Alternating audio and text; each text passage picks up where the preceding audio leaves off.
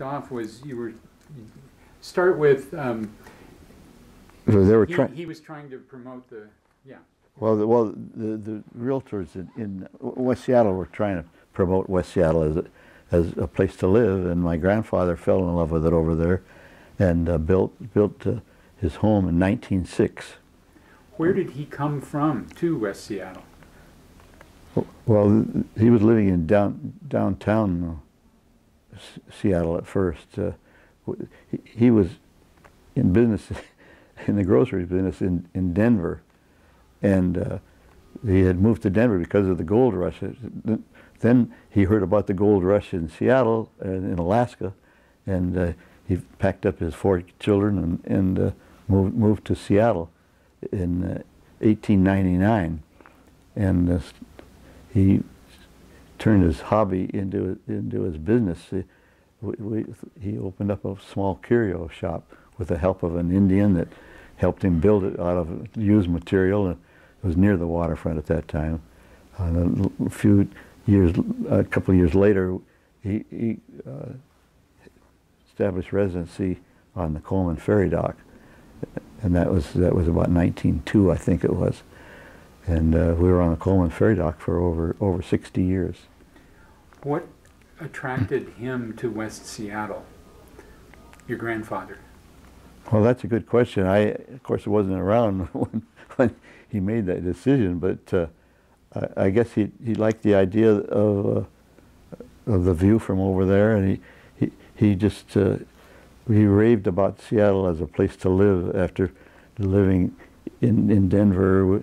He liked Seattle's greenery and Seattle's climate, and before that, he was born in Steubenville, Ohio, and that was a little different too from the Northwest, but he thought that Seattle was the greatest place in the world to live, and he was quite a booster of Seattle all his life. I can imagine that for somebody like Joe Standley, that West Seattle had some charm to it because of its proximity to the water and going up the hill, and boy, what a choice place that they found. Did they build that house? They built the house, and it had a great view of the sound in the city. The upstairs bedroom windows looked right over at the city, and he was a great booster of Seattle, and he never quit talking about it. So from West Seattle, he could look over and see the city that he loved. That's right. You can see the Coleman Dock right there where his business was. Now, he had his business full of curios that he kept collecting. Yes. But he must have seen the potential for the home being a place to display them as well. Well, he had a lot of curios in the home, and things that he had collected. He had a picture collection in there, and a miniature collection, and ivory collection, and all that. And people would come up to the fence that was in the house and look at the yard, which was full of curios too, the shell mound and the totem poles. And if he'd invite them into the house and show them what else he had. My mother never knew who was going to come into the house, but he was very friendly to these people, and very proud to show them his collection. I'm going to lift this just a bit. Sure. So we'll interrupt for just a moment. Sure. I'm going to get this up a little higher, and it'll be a little more natural. It'll come down. Okay. There we go. Okay, great. There we go. So, tell the story once again about how he got into collecting curios. It was that grade school story. Well, he goes clear back to when he lived in I just got through Steubenville. Start again. It goes back. It goes back to when he lived in Steubenville, Ohio, and he was in the 3rd grade during the Civil War, and he got a prize for having the neatest desk in the class. And the prize was a book that told all about nature and Indian life and all that, Indian lore and Indian items. And so whetted his appetite that he spent the rest of his life collecting. And he would, as a boy, he would roam the banks of the Ohio River on both sides, in Ohio and also in West Virginia, and collect Indian items that he'd find, arrowheads and all kinds of Indian carvings and things that were available at that time. Coming to Seattle, boy, what I mean, I'm not trying to make a pun, but what a gold mine of Indian artifacts. Well, there were quite a few, although he helped stimulate that. The Indians used to make baskets, and they just have just a very limited design on them, a line around them. He got the Indians to putting images of animals and things like that on the baskets. It made it a little more interesting for people, and the Indians were very cooperative in taking those suggestions, and then of course those days of totem poles, so you got to making totem poles and coloring them. Little miniature poles, although we had poles over the years that were up to 30 feet tall that we sold to people around the country. So he really stimulated these explorers that went in and out of Alaska to bring him these ivory carvings and these Eskimo items, and because of that, he got a wonderful collection of things, and he'd get them at the right price from these people, and he was selling these items, Eskimo and Indian items, all over the country to museums. We supplied over the years, apparently, with every big museum with items that were interesting to people from Alaska and the Pacific Northwest. I'm going to tip this just a little bit. I'm Okay. seeing that I'm wanting to adjust it just a hair. Now that looks better. It looks a little more level anyway. Yeah, I don't want you to be falling off the edge. That's okay. How are we doing so far? We're doing great, Joe. Okay. This is wonderful. Okay. I'm sorry you're in pain, but the topic can make you. Well, I'm forgetting it a little bit when I'm trying to concentrate on what I'm saying. That's the whole point. So, you know, he had all of these items from Alaska and northern BC and Right. Gold Rush territory, Yukon, all of that. Describe his own travels. He traveled there himself, didn't he? Believe it or not, he didn't. He traveled very little.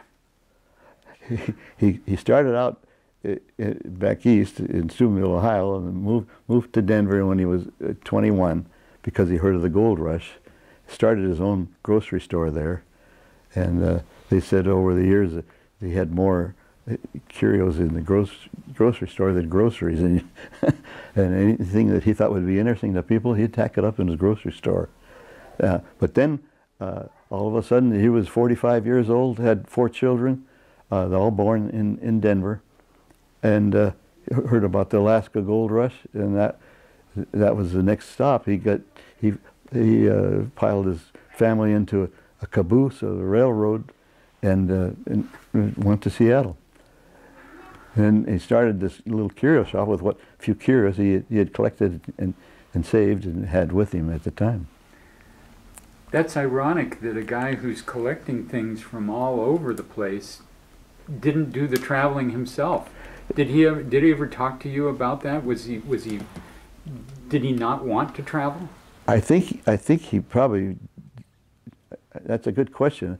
I think he probably would have liked to have traveled, but he was doing so well there with people bringing things into him. He made friends with the Indians and also with these explorers that would go in and out of Alaska, and people apparently liked him, and they would bring him things and sell them to him at a reasonable price, and he gave them a reasonable price too. He didn't try to knock down the price or anything. He tried to be fair with people, and I think they appreciated that. Of course, when you think of Seattle in those days, it was a wide open town with the gold rush going on and all that, people going in and out of Alaska, explorers and all that.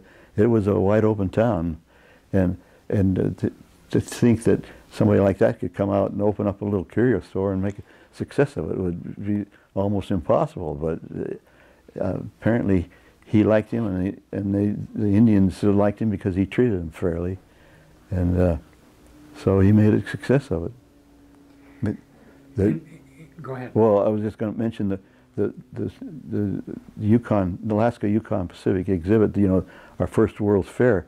Well, I think it was in 1907. He had exhibits there and won several prizes and the gold medal for his exhibits. And from there on, he pretty much had it made. And some of these wealthy people from back east would come out and buy these curios and things that they collected. And George High, who was the founder of the American Museum of the American Indian in New York City, befriended my grandfather, and he sold him a lot of things that ended up back east in these private museums. In a sense, it sounds like he didn't have to travel. Everybody came to him. That was the story. I don't know whether he wanted to travel anymore. He started out back east and ended up in Denver and then in Seattle. I think he might have had his fill of travel by that time. You got to know him when you were quite young, obviously. Talk a little about his personality, and you know, that kind of a shop, any kind of business owner, it's an endless, bottomless pit. You could spend there 24 hours and it wouldn't be enough. Did he ever come home? Did he like a home life as well as his work life? Describe his daily routine. Oh, he loved his home and his yard. He worked out in the yard all the time. Whenever he wasn't working at the shop, he was out in the yard, and he had all kinds of fruit trees in the yard, and other trees that he would send people samples all around the United States, friends of his, and he really loved to. That was his second hobby, was working in the yard, and over the years he put together quite a yard. All right, everybody wanted to see it. The sightseeing buses used to stop there on their tour and let people out to look at the yard. He had everything in there you could think of, from whales' jawbones to whales' vertebrae to totem poles to shell mounds. He'd have rifles. I don't know.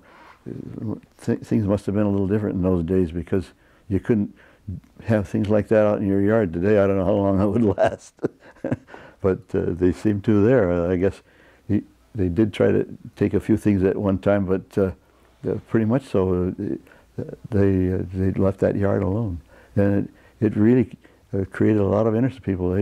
They would love to look at it.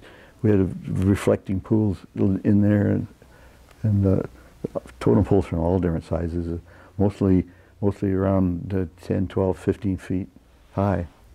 I think at one time he had 17 totem poles there in the yard. And this shell mound was, we have this picture of it in here. It was 6 feet high and all composed of seashells. I didn't know whether you wanted to show. Well, what you can do is just describe it, because we can cut that in later. Okay. Tell people, what is a shell mound? A lot of people don't know what that is. Well, it's just a mound. It's put together from the ground up with a base. This base looks like it must have been about 8 feet across, and just one row after another of seashells, different kinds. I noticed there are abalone shells here and pink conch shells, and the smaller shells as you go up. There's a helmet shells, and as it went up, it must have been about 6 feet tall, the shell mound. What is the background of a shell mound? What did Indians do this? Did others? What is the purpose? Just decorative? Just decorative. He just thought that was something that people would be interested in, and of course I wasn't around when he built this one, but he just loved nature and seashells, and made the mound. Okay. This mound is, I think it was about 6 feet high, and it was about 8. It looks like about 8 feet across at the bottom. And he had it in a sunken garden there. That it was apparently it was something somebody dug out for a basement and never finished. And we used to call it sunken garden. It had all kinds of shrubs all around the upper side of it, and then grass banks that went down into the mound there. We used to play croquet down there and all that. And as a kid, we had a swing set down there. It was a great place to grow up. So let's transition to describing the home. Its address is Palm Avenue, but it really faces Ferry as well as Palm, and with that steep hill. Well, yeah, it runs from Palm to Ferry Avenue. So, but that was the back part of Ferry Avenue. So a visitor to your home, let's pretend somebody's never been there, and just describe. You come up you walk down the sidewalk, and then you come up the sidewalk to the home. Take us through the home. Well, as you're walking up the sidewalk, there was a black fence about 3 feet tall, a wire fence. I don't know whether anything shows it in here or not, but then it had a gate there that you could open. It was on a hinge that closed, and then the house itself had about 6 or 8 steps to get up to the house. Had a big porch, and the house was a good-sized house, with huge big eaves, and it was 2 stories. It had 3 bedrooms upstairs and a bath, and downstairs was a front room, we called it, and then a living room, and then a dining room, and then a kitchen. So it was a good-sized home, and my grandfather had it built, and lived there with my family, my mother and father, until he died in 1940. He obviously built the house with the idea of having a large family there. Well, he did. He knew. He had 4 children, but my mother was the youngest, and he ended up living with my mother's family.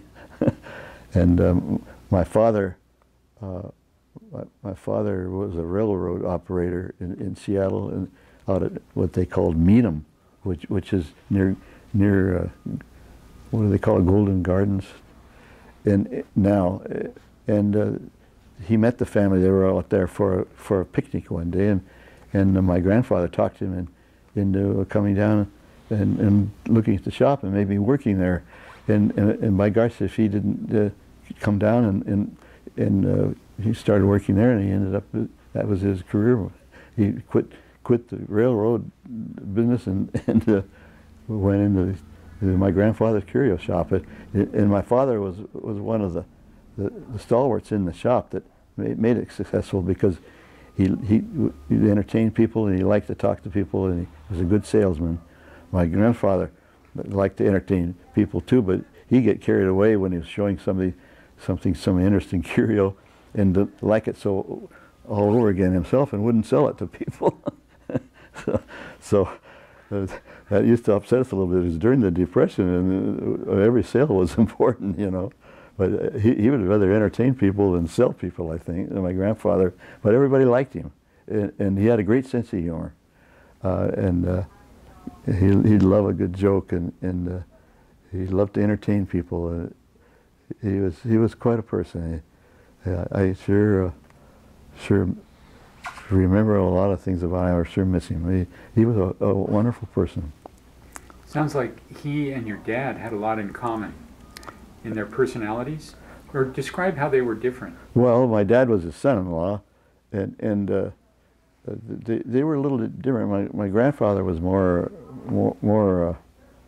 the entertainment type. My dad was a little more polished, maybe you might say. My father was, I think, a great part of the success of the shop, and he stuck it out the whole time, and all during the Depression and all that. He he served in the Navy in World War One for about a year and a half, and then came back and worked at the shop, and was there until he retired in 1952. It sounds like your grandfather must have been quite grateful for your father to come along. Well, I think he was. He talked each one of his sons-in-law to work in the shop. And my grandfather was the only one. My father was the only one that stuck. So they all went on to other things. One of his sons-in-law was Jules Charbonneau, the collector of miniatures. He had the world's largest miniature collection. Traveled around the world 7 times collecting miniatures. That was one of his sons-in-law, and another one was Paul Parker, who was a great salesman and had successfully sold cars, and he was making big money during the 20s. So he went on his way, and then see what would be the other. I'm trying to think. Uncle Ed was his son, and his son was in there too. But my Uncle Ed Stanley, he liked to work behind the scenes. He was a great person to assemble jewelry, and we sold a lot of ivory jewelry that we assembled there ourselves, and so he liked to work behind the scenes, and my father was the one out in front that was meeting people and entertaining them and selling, making the sales. It sounds like to come into the Standley family, to date the daughters or whatever, it certainly helped if you had an entrepreneurial and sales background or affinity. Well, that's true. Everybody that worked there just kind of fell into it, you know, and it was an interesting business. I think that's why people enjoyed working there. I mean, you sold interesting things, and you met a lot of great people from all around the world. And when the war was over in the 20s, things really steamed up a lot. And then, of course, we ran into the Depression. That shop kept like 4 families all during the Depression, and it wasn't easy. And boy, in those days, you know, if you lost your job, you had no income at all. Now we've got Social Security and all kinds of things like that, but in those days it was rough. So the fact that it survived is quite remarkable, because we didn't have anything that people needed to survive. We didn't sell food or anything like that, but people seem to need to collect things, and they appreciate nice things, and we sold an awful lot of jewelry and other interesting curio items that were a little different from the average store. It's like the store, I mean, the store didn't provide food or shelter, but it sort of fed the soul. Yeah, there you go. Well said. Let's go back to the house. Yes, sir. You took us into the house, No. but then take us outside the back and describe. That's not a typical backyard. It's on a slant. There are all these things there. There's the different buildings. Well, my grandfather was interested in all kinds of plants. We had cherry trees, apple tree, pear tree, all kinds of fruit trees in the yard, and berries, blackberries, loganberries, white raspberries. He had all those things in the yard. He just loved all those different kinds of plants. That's why he was out there working on them a lot. You know, it was an interesting yard to grow up in, and we were talking about the house itself. But in the back, that's where these things were, between the house and Ferry Avenue, where most of these fruit items were, in the fruit trees and all that. Today, in the back of the house, going down to Ferry, it's sort of stair-stepped. It's kind of. Is that the way it was then? It was. We had a path that went down to the garage that was on Ferry Avenue, and it was a path that was kind of zigzag, you know, to get down to the garage. It wasn't the handiest place to park your car. In the wintertime, it was rough.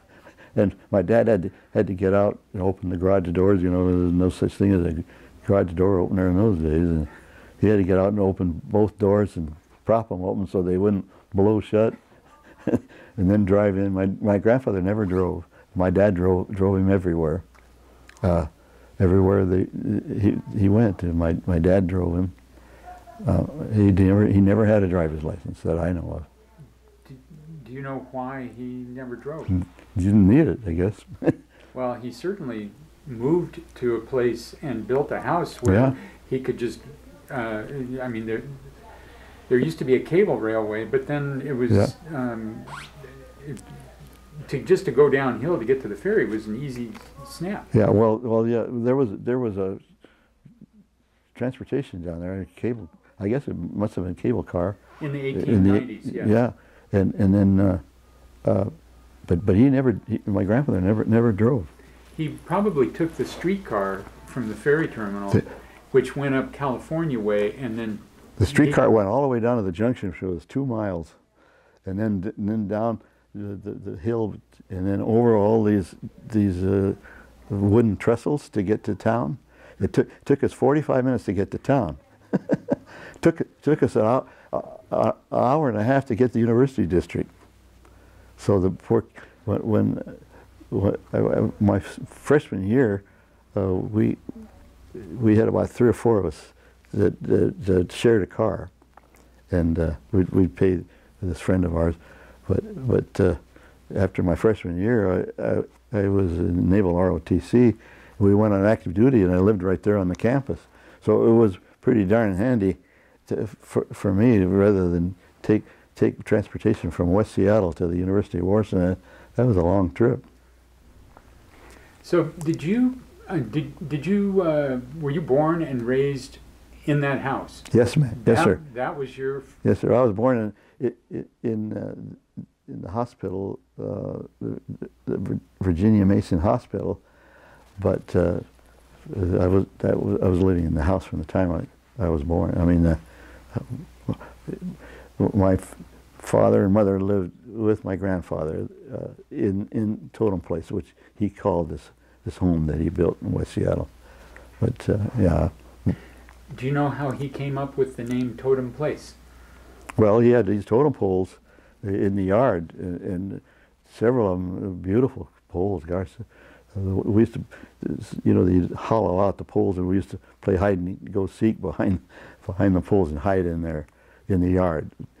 Had more fun doing all that, and so that's where he got the name Totem Place. He had at least, as I said, about 17 big totem poles at one time in the yard, which was quite a sight. And all different colors and sizes, and I mean. Well, most of them were tall, from 12 to 15, 18 feet tall. But we did sell totem poles from 2 inches on up. Was that a fun place to grow up, in the sense of having other friends over? Was it a place that your friends wanted to come to? Well, it was. It was, and it was a great yard to play there. They came from all around. It was during the Depression. I was the only one around that had a bat and a ball and a football. And I was fortunate because, as Dad said, when you have a store like that, you take in $1, you've got $1. But if you're working and lose your job, and that was the Depression time, you had nothing. Now we've got all kinds of employment insurance and things like that, but in those days you had nothing during the Depression, so there was a need for this unemployment insurance. So so the kids all came and played in our yard. Growing up, let's talk a little about your school life. You went to the Castle, didn't you? The Castle? Well, that's what I've had several people tell me, that West Seattle Central School there, with the 3 floors. Lafayette. That's right. Lafayette Grade School. That was they had renamed it by the time you came around. I guess Yes. so. My mother went to school there, believe it or not. And did you have classes? Did you go on all 3 floors? No, the third floor was verboten. I mean, you couldn't. You're not supposed to. We'd sneak up there and look at it every once in a while, and the floor looked like you're looking at it was just wavy, and it was a creepy deal. and when we had that earthquake in 1949, it was just fortunate that it was during spring vacation, and the kids weren't in the school, because if they'd been in there, they'd been rushing out the door, you know, and that's where a lot of these bricks piled up. When I was a kid there, you could go up to one of the walls of the school, and there'd be a little entrance type of thing where I could put my back on one side and my foot on another. Was kind of a little bit of a inversion there, and I told my dad that you could shake the bricks. He wouldn't believe me, so I took him up there when we were on a Sunday walk, got it in there thing, and it shook the bricks all the way up. You could see them moving, and that's the way. So you can imagine it with an earthquake. That was the end of the school, but just lucky that nobody got killed. It sounds like that school needed a lot of work, and either Oh, it's gonna yeah. go down or Well, it was there when my mother went to school there. She would be in grade school in. She was born. Yeah, she'd be in grade school in the early 1900s, and I lost my train of thought. Yeah, she went. So you can see how old the school was. She went to grade school there in the early 1900s. yeah, it lasted a long time without major It reconstruction. lasted until 1949. That's that 7.0 earthquake that finished it. So, as a kid, I mean, there are certain landmarks in your neighborhood. The Rothschild's drugstore, Portola Theater. Portola Theater. Take us around the Admiral Oh, District. Where geez, you would like to go. I hope I can remember it that well. Well, yeah, we were about 6 blocks from Admiral Way, which was renamed after. I don't remember what the original name was, but The original was Prince. is that right? When we annexed in 1907, they changed it to. Went from Prince to Admiral, huh? Mhm. So that was the main drag. You know, when they went down the hill, you could drive down that way, but the streetcars didn't go down that hill. We had to go all the way to the junction, which was 2 miles. So it was a long way. But anyway, what were you going to ask me? Just describe. Oh, when you would go up to the Admiral Well, Business there was District. a little one of my favorite places, a little workshop business, a little carpenter business that was right on California Avenue, and I was always interested in building something, so I'd go in there and get little pieces of wood from the fellows in there. You always treated me pretty nice, and that was one of the landmarks there. And then of course the theater, and I was trying to think of what else was along there. There was an apartment house. You were too young to obviously. Maybe I don't know. Would you have seen a silent picture there at the Portola, or you were there when talkies came? No, the talkies were there, but Yeah. I was born in '24, and they had talkies. I think About 4 years about later. 4 years later, and of course that's about the time I was taken to the movies. My mother used to take me on Saturday morning there, and it would cost us a dime to get in, and they always had some kind of a real interesting story, you know, and be right at the climax. That'd be the end of it, and you'd have to go next Saturday to see what happened. Or some railroad wreck or something. That was something else. They had that pretty well timed. And then we had 2 drugstores. West Seattle Drugs was on the south side of Admiral Way, and Bittner's store, Admiral Way Pharmacy, he called it, was was on the north side, right at the corner of Admiral Way and California Avenue. And we became very close friends to the Bittners, who had that one drugstore there. We used to go in there and get that green drink. What did they call? Oh, a Green River. Green. That's it. That used to be my favorite drink when I was a kid. Yeah, green. Can you believe that? I probably couldn't even get it down now.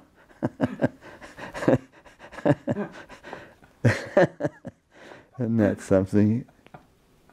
Oh, Bittner was quite a character too. There was always something wrong. Poor guy. I remember I guess it was 1949, we had the worst rainy summer you could ever imagine, and he just about had a fit. They were close friends. He had two daughters. One of them was in my sister's class, who was 4 years older than the younger one was in my class, Betty Lou Bittner and Beverly Bittner. So we got quite well acquainted with them. My mother was 1 year older than you, and she grew up at the corner of Walnut and Lander. Oh yeah.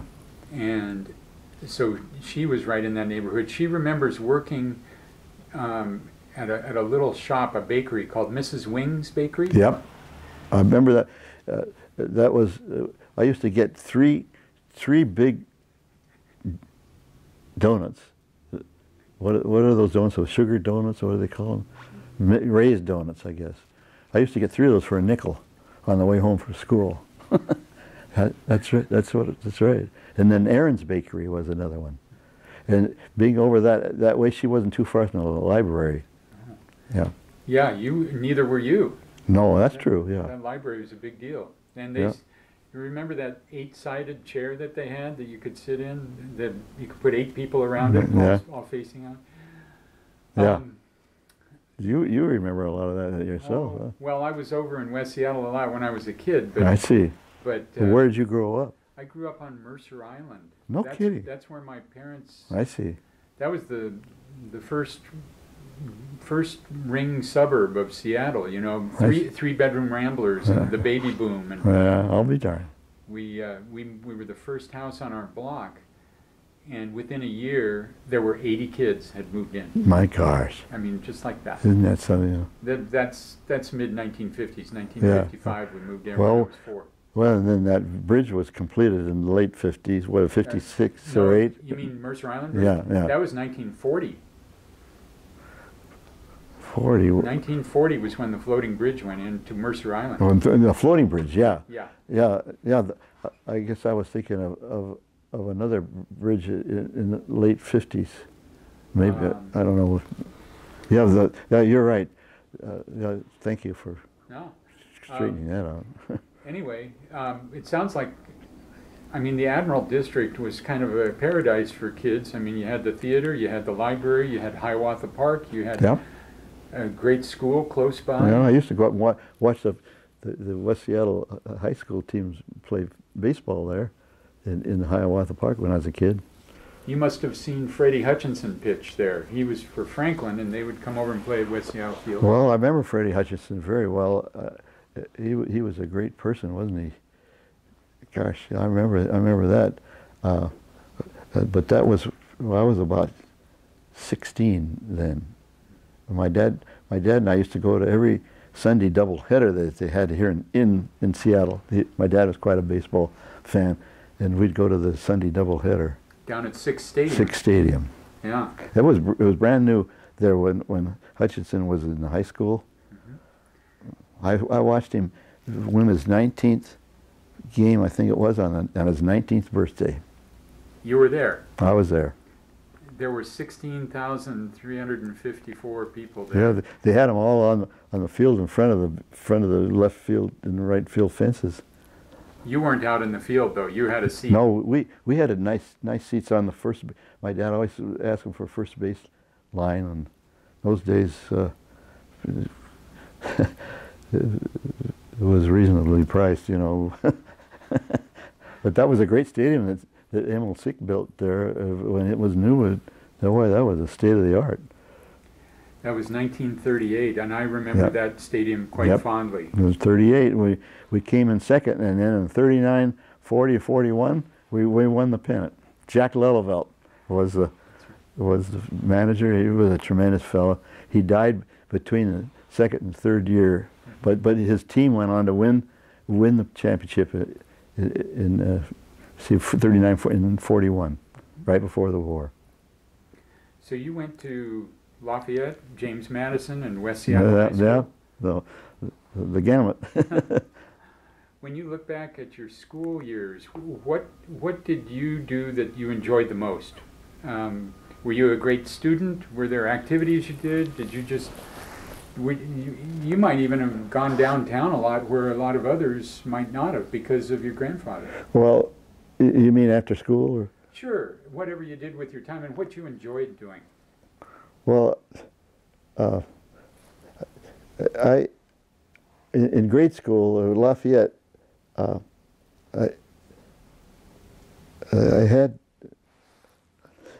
was sick about half the time.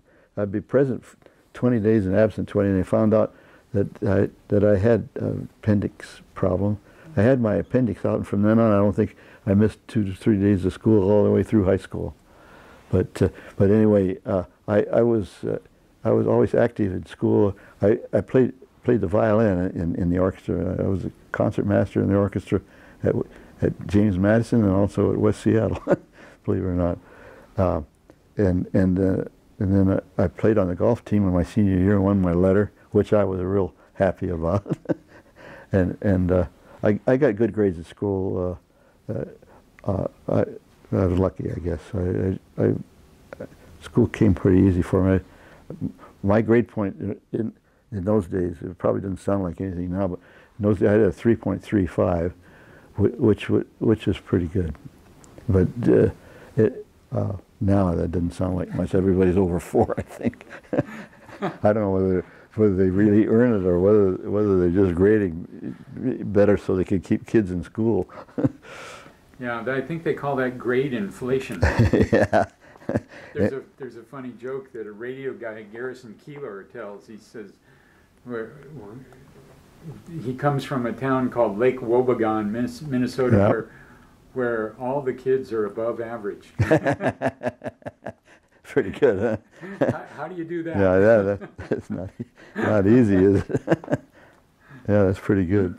Anyway, yeah, I enjoyed school, and we had a lot of great teachers there. And Don Frame was this young fellow that was the golf coach, and he also taught. I'm trying to think what I guess he might have taught health. Was it health ed? Is that the word? He turned out to be a great friend, and we just my senior year in high school was just fantastic. I never enjoyed anything more. I was active, and things were turning out right, and the school won.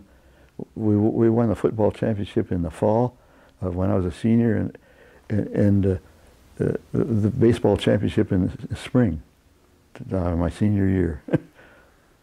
The golf team, I played on the golf team, won my letter, but I think we won like two or three matches out of 8.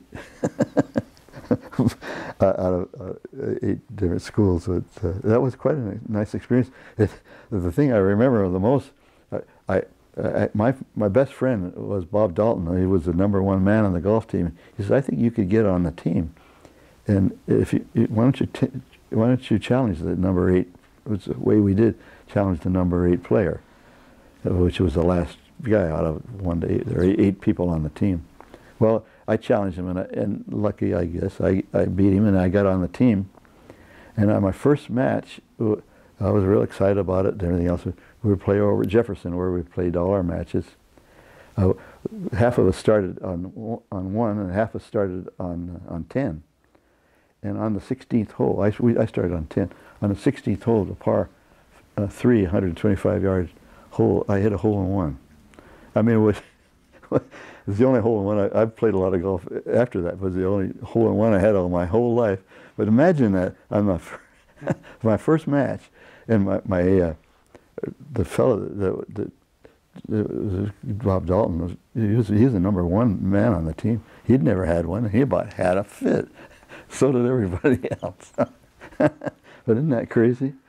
So everything seemed to go well. That was my senior year, and I was vice president of the senior class, and Fuzzy Thorson was the president, a swell guy, and we had a lot of fun, and it was a wonderful year.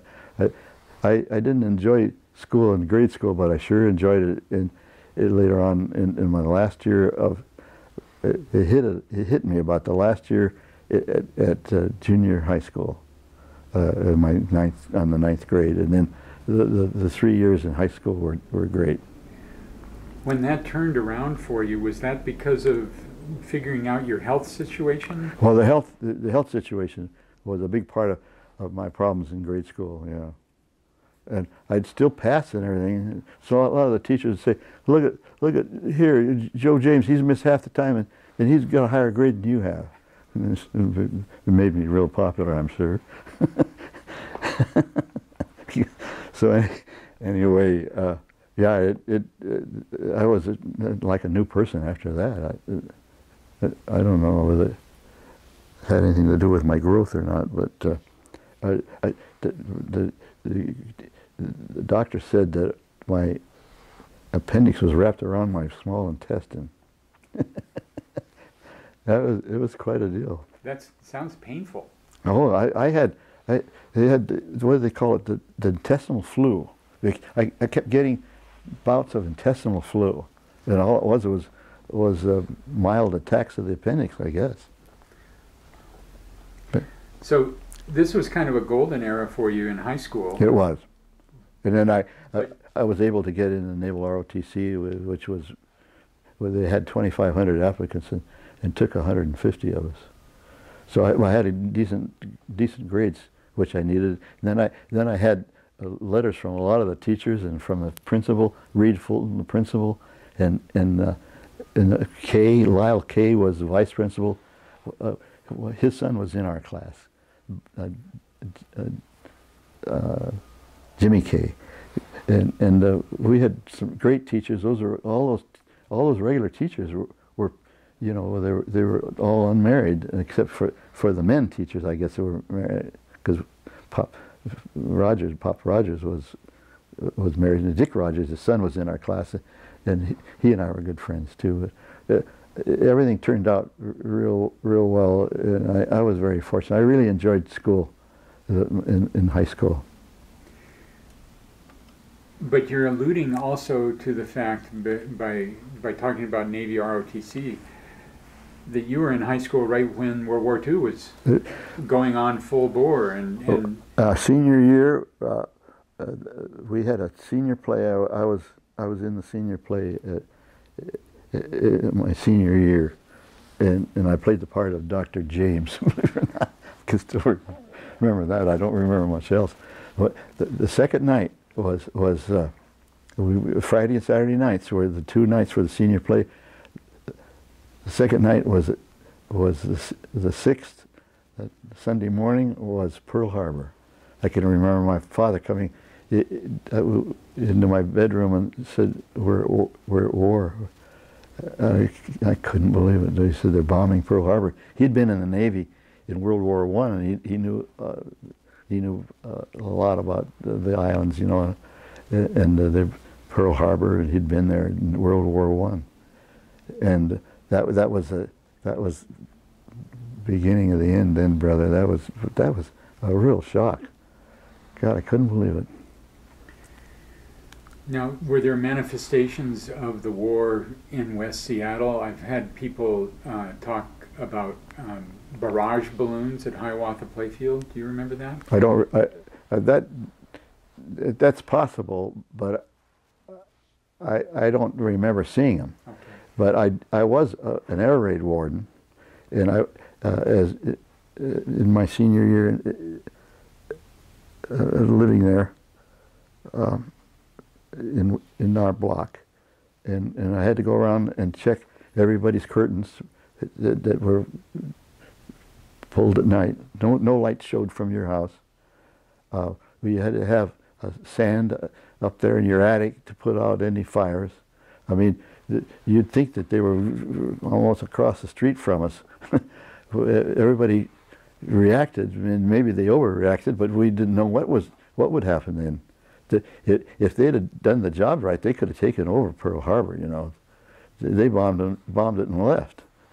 They could have bombed it and taken it over, because it was a big surprise to everybody. At least it shouldn't have been, but it was. And people feel particularly threatened here in the Seattle area because of the proximity to Hawaii. And that's the whole story. People overreacted. Boy, you'd think that the people were out on the coast and ready to come in here, but it was something else, and it scared the hell out of everybody. Then we had gas rationing, and that's another thing. When I met Janie at the U, she lived in the North End and I lived in West Seattle. We were about 14 miles apart. I barely had enough gas to get over there and back. My dad had a gas ration card, and he let me drive the car. God, it was something else. But anyway, yeah, the war sure changed the whole picture, and I think maybe overreact a little bit, but they didn't know what was going to happen next. But those ships had been on the high seas for 9 days on their way over to Hawaii, and they just didn't do anything about it. They knew about it apparently, but what did they think they were going to do? They just raised hell. We had later on Janie's folks, Hotelings, were residents of Hawaii, of Honolulu, and he was there. They were there the night of Pearl Harbor, and he was a wonderful guy. He and Janie's father, the girl you met here, were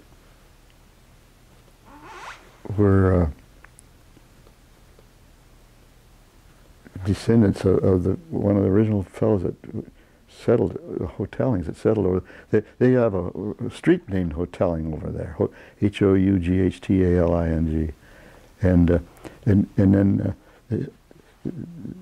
so the uncle, he was the one that thought of the punch bowl. George they pronounce it Houghtaling in Hawaii. He was the one that originated the idea for the punch bowl cemetery over there. So we became very close friends with them, although they went back about 2-3 generations. Well, so you're going to the U, and you've grown up and graduated from West Seattle. You're in Navy ROTC. When did the thought, describe how the thoughts crept into your mind about you maybe taking over the Curiosity Shop? Well, I worked part-time there when I was in high school. I worked Saturdays, and I enjoyed it, and it was kind of fun. Except the last year after I graduated from high school, I got a job at the as a sheet metal worker at the shipyards.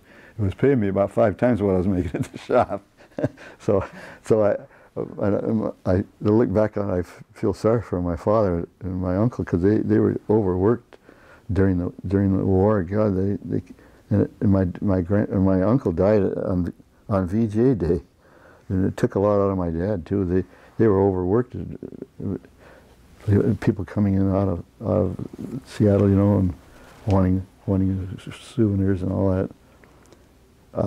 So I've lost my train of thought. What was your question again? Well, this is all good context, but I want you to take us to how it gradually became clear to you that you were the next Oh, generation. oh, well, right. That's kind of an interesting thing. I worked there part-time, and then during the war, of course, I was gone. I, I, I was in Naval ROTC out here at the University of Washington, but I couldn't work. I was on active duty after my freshman year. They put us on active duty. So, but it just seemed logical after my grandfather died that I was 16 when he died, and he always wanted me to come in the shop, and it was an interesting business. And I took a business course at the university along with my naval courses and all that. So I just kind of fell into it after the war was over.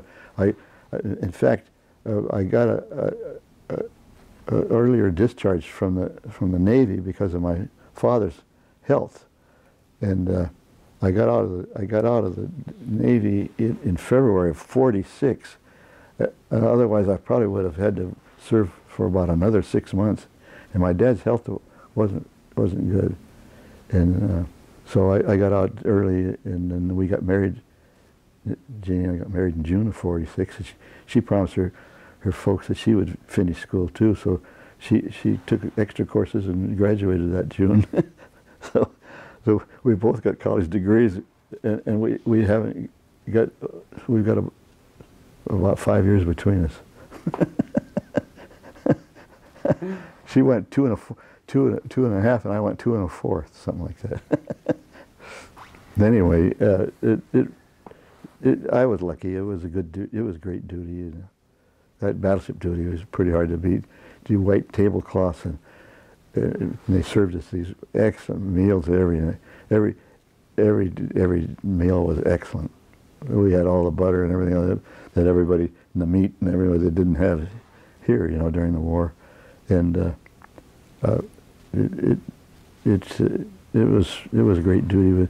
And these guys, the fellows that served us, they were all blacks at that time.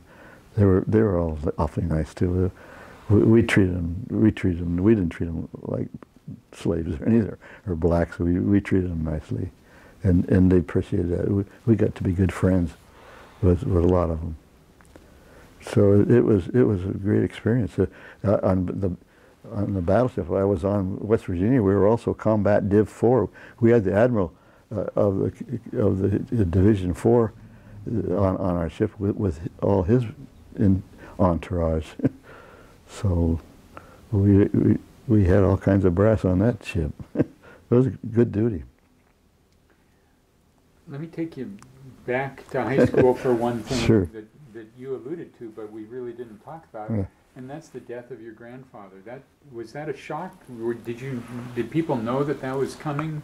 Was he in ill health? Well, it was kind of an interesting situation too. In 1937, they had remodeled Alaskan Way, and it was a lot heavier traffic than it was when it was called Railroad Avenue, I guess, because it was nicely done. That's why they have to work it over now. It's been all that long since anything is done down there to the seawall. Anyway, he was going across a crosswalk with his light flashing, and a car hit him and broke his leg. And he ended up going to the hospital, of course, and he contracted pneumonia. And believe it or not, we all went down there. It was about 2 o'clock in the morning, all the family. And the doctor told us to be there. This would probably be the end. And we waited there until daylight. And by gosh, if he didn't pull through, and he lived for 3 years after that, the bone in his leg knitted. First he had crutches, then he had a cane, and then he threw away the cane. But his leg was a little bit shorter than the other, and he limped a little. But he lived for 3 years after that, but it slowed him down a lot. He couldn't get down on his knees as well as he liked to work in the yard and all that. And we felt sorry for him because he couldn't do those things that really he loved to do and was a great part of his health, I think. At that age, I mean, in that year, 1940, I don't know what the life expectancy was, but he lived to be 86 years old. So anyway, in 1940, he came home and had a chill. My mother says I can see him, and I can too, holding on to these baked potatoes because they were warm. And that was on a Monday night, and took him to the hospital, and he died the following Friday. So that original, they probably could have saved him now. You know, they know a lot more about pneumonia and all that, but having had it once before, it kind of weakened him. Describe the impact of his death on the community. Well, they had a lot of publicity, and they talked about it on the radio. H.E. Jameson had this article along the waterfront in the newspaper, and also there's another one that we still got that recording. I'm trying to think of this other fellow that told about his life here, and it was a wonderful tribute to him. And yeah, it was real news. Of course, everybody knew the shop, you know. In those days, a little different. I suppose there are a lot of people in Seattle now that don't know about the shop because so many people come in here. But in those days, almost everybody in Seattle knew about the old Curiosity Shop. So anyway, yeah, that was quite an impact, and I know we all took it pretty hard. I can still remember walking around in the yard, thinking about him the day after he died. And they had a big funeral for him. It was a real impact on our family, and the people in Seattle knew him so well. You know, there'd be an article about him. H.E. Jameson was quite a guy. I don't know whether you knew him. He was a writer. He started out with the Seattle Star, but I think he ended up working for the PI too. But anyway, he'd have an article maybe once a week or maybe once every couple of weeks about my grandfather in the shop. Pretty good publicity. You can't buy that. That's So, right. as you look back, do you see aspects of your grandfather's personality in yourself? Well, I've been accused of it. What about He had a good sense of humor, and but what about him rubbed off on you? well, his sense of humor, I suppose, as much as anything, he would entertain us. He'd take his teeth out and scare the Indians and that kind of stuff. But he was always fair with the Indians. You know, when Janie wanted me to tell the story. When they bring in their wares, they come. You could see them coming across Puget Sound on their canoes, and they get up on the dock, and they put their baskets out, for example, and you had to go if they charge us $1 a piece for the basket, you'd have to put $1 on each basket, so they knew they were getting their money. You couldn't say there's 50 baskets. Here's $50. You'd have to put the money on the basket, and then they'd know that they were getting paid for every one of them. It's kind of interesting. But they were good to deal with, and my grandfather treated them fairly, and they appreciated that. You were in high school when your grandfather campaigned to get a totem pole at Belvedere Viewpoint. That's right. Tell that story. Well, as much as you know. Well, we've got articles about it in our scrapbook, but he said that they'd clean up, if they'd clean up that area there, that he'd present him with a totem pole, and he did. It's a 25-foot pole. It was a beautiful pole. Sam Williams was the carver, and it was a big deal when they presented that and unveiled it, and that was a real landmark there. Well, they still got a totem pole there now, but it's a sick-looking pole. And then the one that they have over that you have, that was the first replacement for it. Now that's a totem pole, but the one they got there now, God, that's a terrible thing. But anyway, yeah, that's what's nice about the fact that they restored that pole. But they said, well, they couldn't do anything in the pole. It was bad luck to restore the pole. You're supposed to let them just weather. Well, they didn't. It rotted out. That was a beautiful pole, 25-foot pole, and beautiful. It was quite a landmark for years. Well, part of it is the pole and the beauty of the pole, but part of it is just the setting. Yeah. I mean, your grandfather really had a vision. With the city in the background. Did he had that in mind? Yeah. Yeah. I think that's part of his success. He had a lot of great ideas, and I think that was part of his success. He was very creative, I guess is a word, imaginative. I often tell people that totem pole is the Space Needle for Seattle before we had a Space Needle. Well, that's probably right. that's a good analogy. Because it was a real landmark. If you visited Seattle, it seems like that's a key stop along the way to come and see the city and have your photo taken with the totem pole and the city. Well, that's right. And the sightseeing buses used to stop there and let people see the view, because that was a tremendous view of the city. Man, think of the view now. We used to think that was a great view. The Smith Building was the tallest building in Seattle. Now look over there, it's fantastic. Geez, in fact, we were talking yesterday. It took us an hour to get up to Mirabella from here to visit some friends. They invited us for dinner last night. It took us an hour to go on Denny Way. Well, part of that was the heavy rains too. I wonder, that probably had something to do with it. That was really heavy rain too, off and on. Oh, wow. I haven't experienced that in a while. I know, it's been raining hard around here. Do you need a break? I think I've overstayed my welcome here. I know you were going to go to your appointment, but you've canceled that. I've canceled that, but I don't know whether there's anything else that we haven't covered. Well, I would ask you, let me just be a little more philosophical. As you look back, West Seattle is in your bones. Sure. What makes West Seattle different from the rest of the city? Well, it's kind of set apart over there. You don't have to go through West Seattle to get through the city or something. You don't have to go through West Seattle to get someplace else. It's kind of a what do they call it?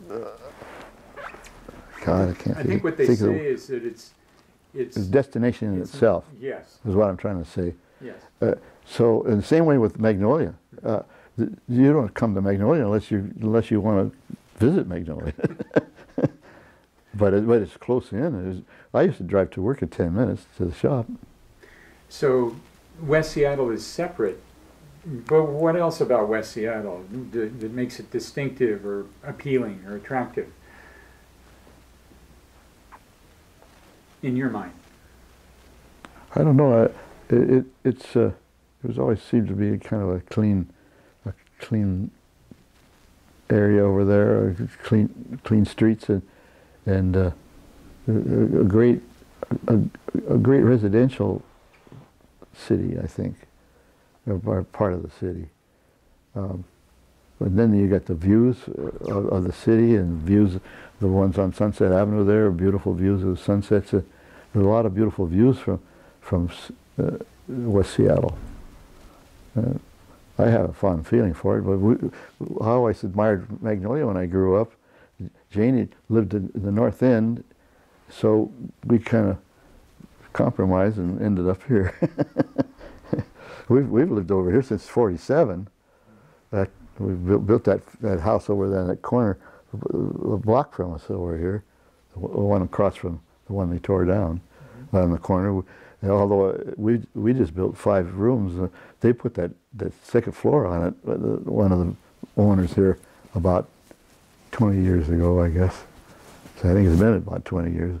That's, and we bought this place from friends that we knew real well. In fact, we even knew the people that built this house, and we knew the people that were in it when we bought it. He got transferred to San Francisco, and we were going to have a family. Andy was going to be born, and we wanted more. We wanted more space, so we bought this house. But you wouldn't recognize it. We've enlarged the bedrooms. We've put a bedroom over this room. We've put a room over the garage. We enlarged the garage to it was just a one-car garage. That was the first thing we did, was make a two-car garage out of it. So then we've done some work down in the basement. We've got a wine cellar down there off of a recreation room. The house is a lot different from what we had when we bought it, but it had the design so you could do some of those things, and legally. So let's wrap up. People are, some parts of this interview we're going to use in connection with the home tour of your childhood home. Uh-huh. If you were to be going into that house today, what would you be looking for? What would you ask people to look for? What would be interesting for them to see? Well, we had a lot of stained glass windows, but I don't know whether some of those people that bought the home over the years, they've had 2 or 3 owners there.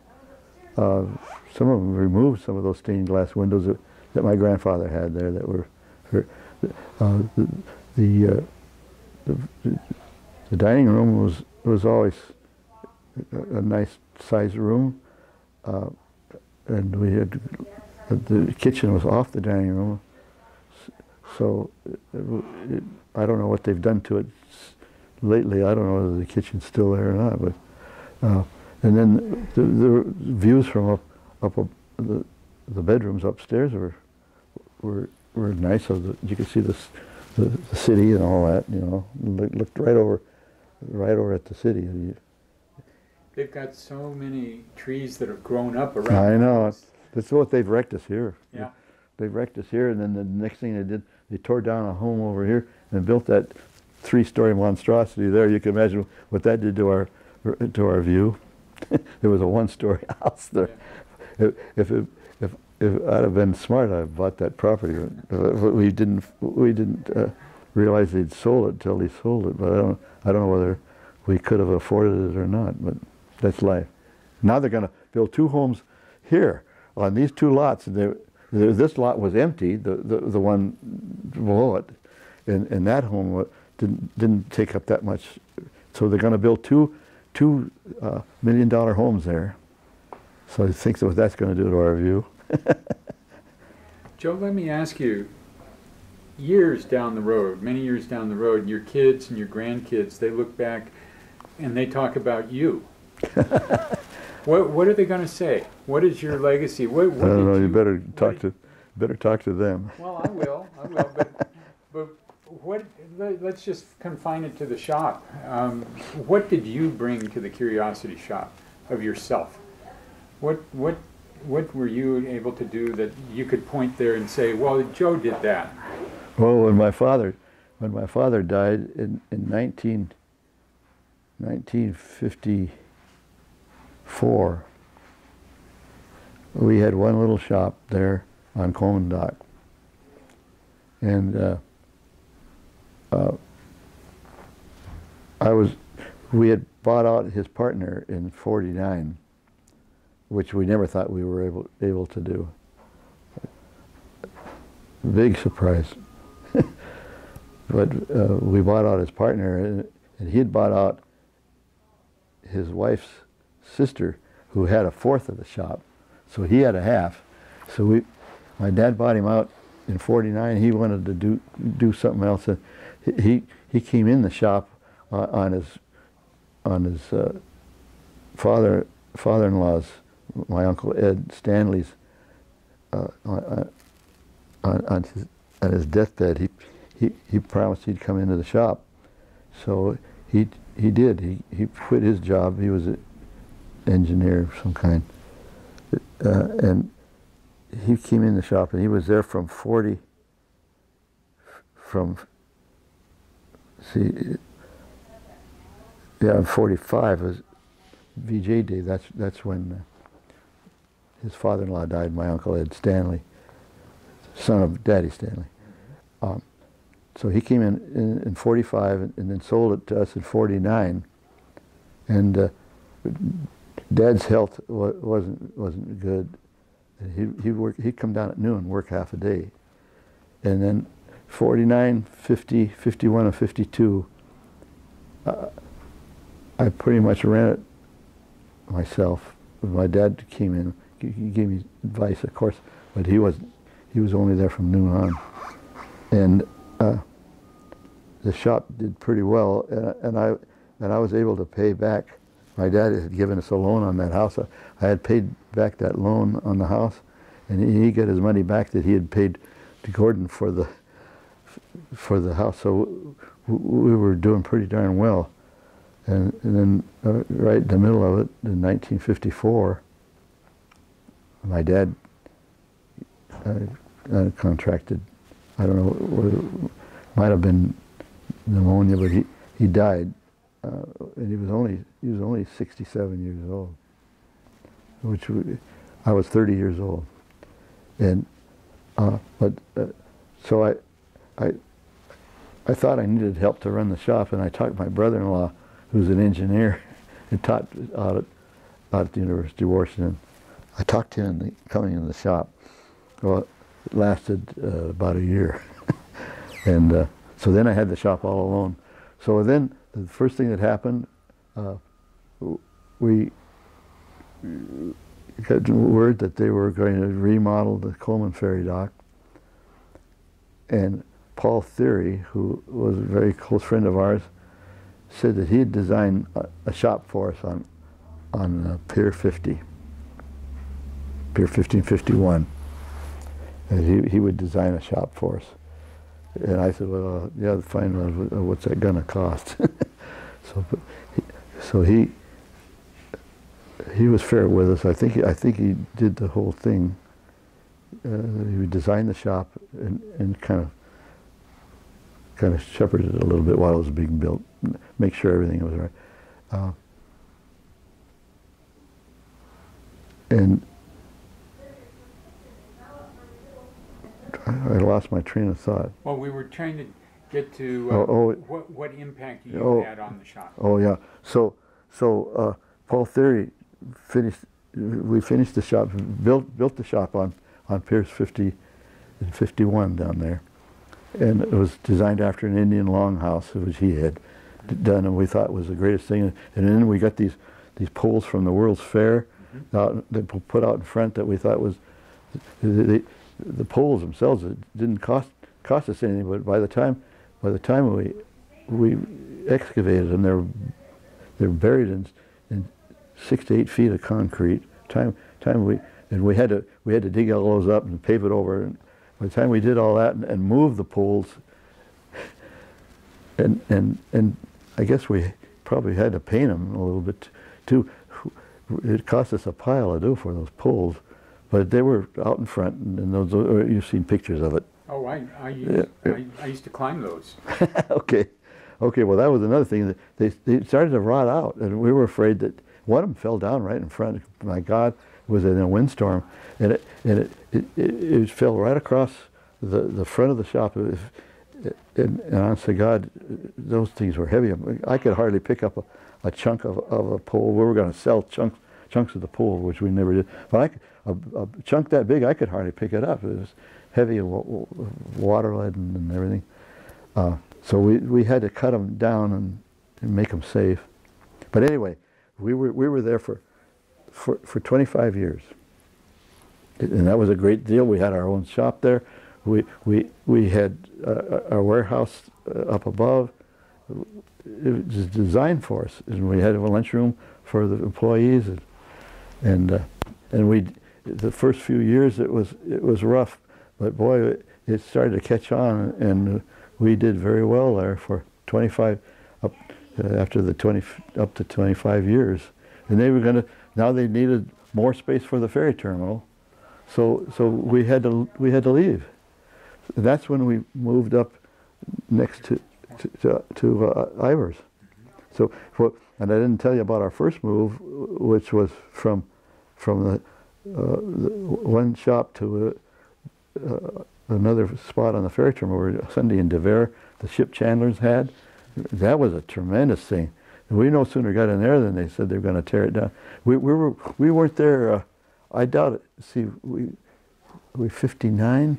We were there 4 years, I think, and that was a great location, and it was designed for.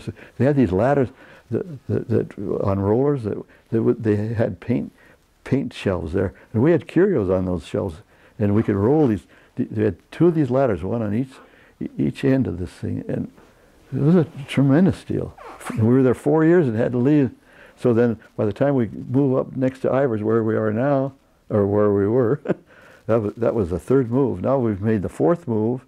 They want us to come back in where we are now for a short time until they get the place ready on the other end of the dock. So that'll be 6 moves since I've been around.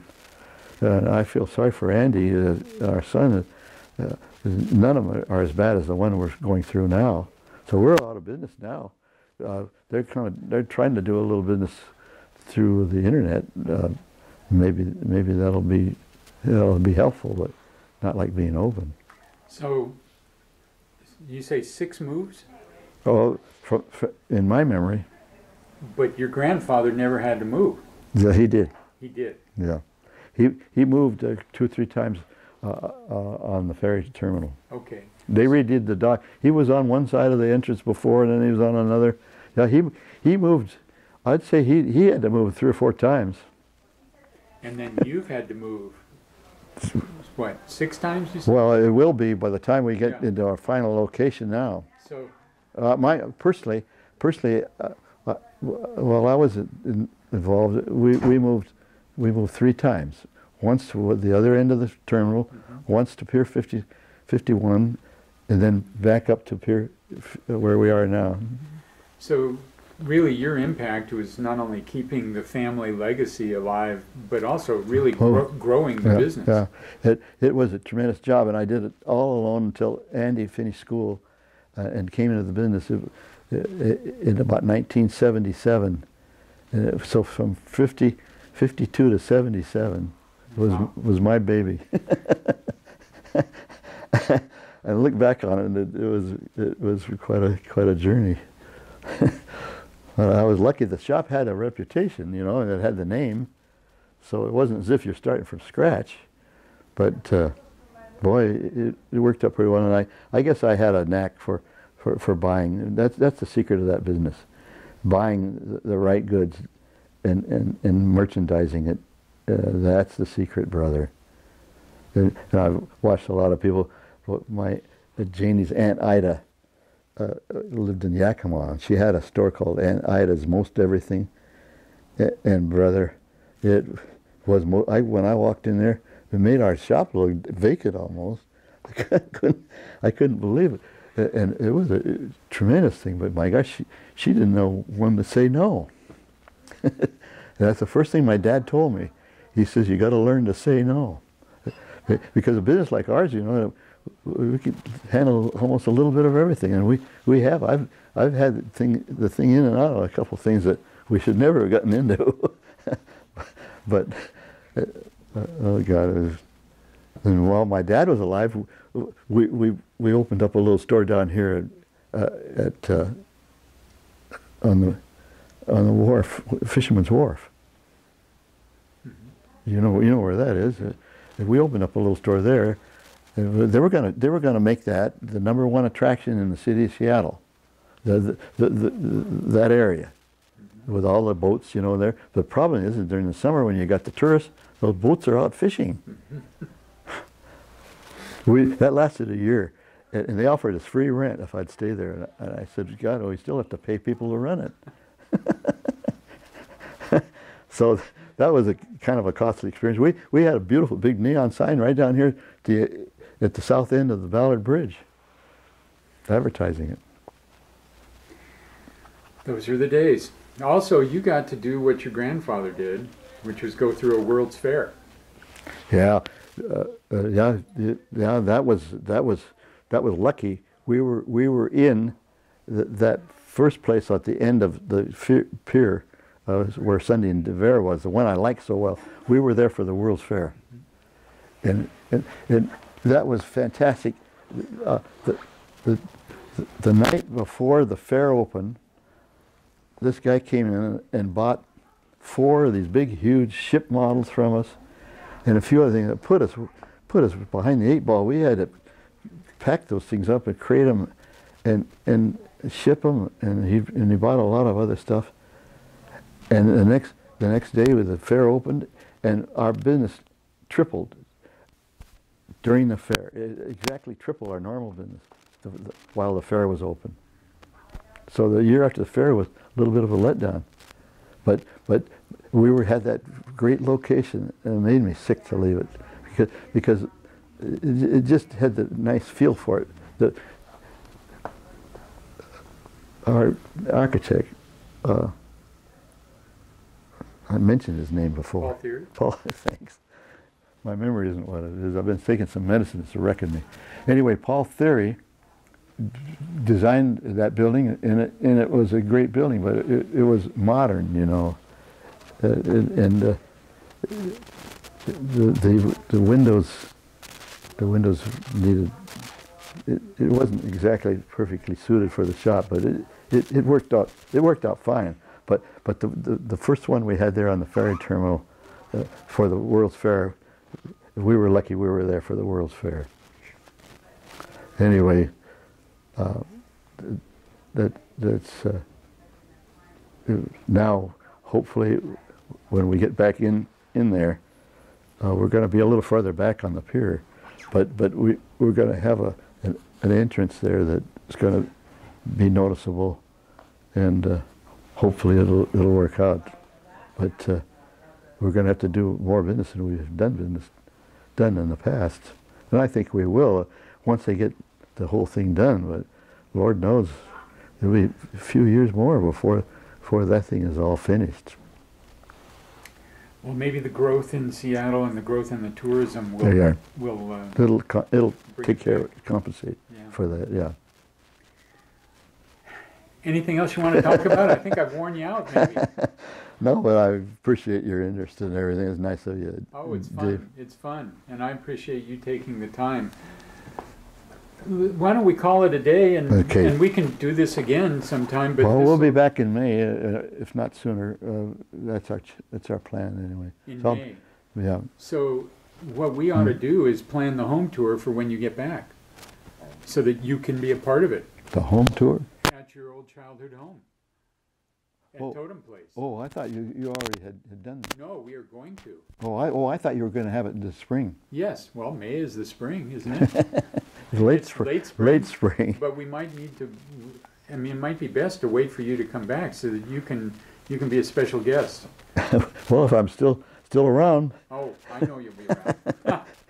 God, I got to get rid of this darn feeling in my legs that are just killing me. I know. But talking to you and doing this now, it's taking my mind off of it. It's helped a little. Well, I'm glad, and I'm really grateful, Joe. Thank you so much. And we'll stay in touch. Well, I appreciate your interest in the shop. Gosh, nobody sat down and talked to me like this in a long time. Oh, well, good. Yeah. Good. So the shop does have an interesting history. It does. And It does. And hopefully it'll be better than ever. Andy and Tammy are a good team. They both blend. They each have their own specialties and they're a good team, and they're going to make a success of it. I'm sure. But they've been working their heads off now. They just took 2 weeks off. They're down in Florida on vacation, visiting some friends down there. But they've been working night and day on that darn thing, and getting it moved. And you can't believe how tough it is to move that shop. So a lot of stuff has to be handled individually, you know. Mm-hmm. So. Well, thank you very much, Joe. Well, thank you, Dave. I really appreciate it. Okay. I'm sorry. See, you're My name is Clay. Clay. Clay. That's all right. No, I'll go by any name. I have that. I had trouble with that Clay. I don't know why. It's not a Northwest name. Well, I got a very close friend, Clay Blackstock, of Oh, Blackstock Lumber. Okay. Well, I mean, he's gone now, but I don't know why I had trouble. I had trouble with your name, and now so I call you Dave now. Isn't that nice? It rhymes with Clay. That's all right. I'm not worried about it. No, I got it now. I was so proud of myself for remembering. Oh God! Well, it shows you happy when you get to be 90, Clay. Well, then you can just say, "Oh, to be 80 again." Yeah, there you go. Yeah, I'd like to be. I was doing pretty well at 80. That book. Yes. I would be happy to loan it to you. Do you have a need for it in the next few months? No. I would love to show it to a few people. This is a Oh, that's got everything in there. Where can Clay. is it at the Seattle Public Library too? I think it is. Okay. I think it is. If not, we may be able to. I've got about 3 of these things Oh, okay. left. Well, if I could borrow it until you get back in the spring, that'd be lovely. I'd sure like to have some time to poke around. Well, this has a lot of stuff in it that would be of interest to you, I'm sure. Definitely. And I just was looking through it this morning, just and reading stuff that you learn something. You can't assimilate all this stuff. There's so much in here. Some great stuff. That really was a labor of love. Well, boy, there was a big job for her. She worked night and day on this thing and traveled all. She spent 2 weeks back in Davenport, Iowa, talking to the fellow that started the chiropractic. Wow. Chiropractic, and that's articles in here, and he bought all kinds of stuff from my grandfather. So he remembers your grandfather. Well, yeah, he's gone now, but Yeah. but he had this museum back there, 3-story deal, and on the basement he had about 100 alligators in the basement, and he bought a lot of shells and stuff like that he decorated this place with from the shop. Wow. That's in here. So is she still around, the author? You know something? I assume she is because I haven't heard otherwise, but I haven't heard from her for a couple of years. Well, where does she live? Here in Seattle? Well, no, she was she worked for, she was,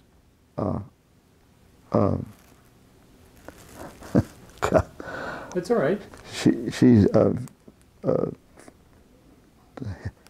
hell, just a minute, Kate Duncan, she this may tell a little bit about her. I think it's usually on the inside back cover. There, right there. Here we are. Yeah, it's on the, starts here. Yeah, this is good. As an art historian trained in the classic arts of the Northwest Coast, Kate Duncan became interested in the history of the shop when she learned that it had not only been an active participant in Seattle's 1909 Alaska, I said 7, it's 9, Alaska Yukon Pacific Expedition, but also had been a source for important Northwest Coast and Arctic collections in the Royal Ontario Museum, the National Museum of the American Indian, the Newark Museum, the American Museum of Natural History, and others. Shop catalogs beginning in 1910 trace merchandising of Native American art during the first decades of the 20th century.